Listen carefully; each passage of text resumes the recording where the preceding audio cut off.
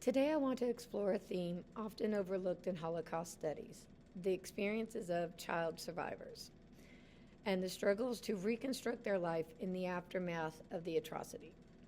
Scholars like Arlene Stein, Suzanne Vrooman, and Boaz Cohen have illuminated this history, drawing attention to the voices of the youngest survivors and the deep complexities of their post war lives.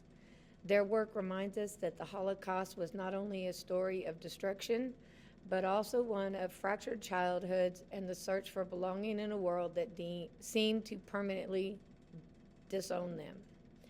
Susan Vroom, in her book Hidden Children of the Holocaust, focuses on Jewish children who were concealed or hidden, often in convents, orphanages, or with Christian families, to escape deportation and extermination.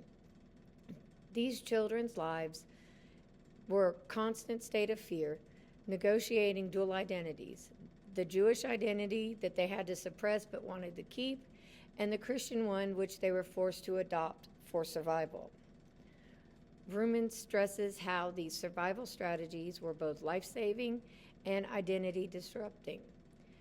When the war ended, many of these children emerged not only orphaned, but disoriented and unsure who they truly were or where they belonged.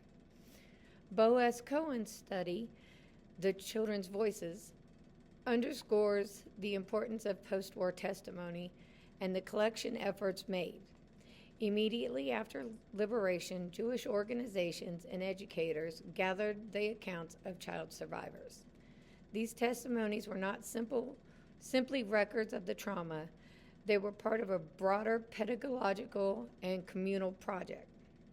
Cohen notes that collecting these children's voices served two purposes: to bear witness against the Nazis and their crime, and to help the young survivors begin articulating their own fragmented experiences.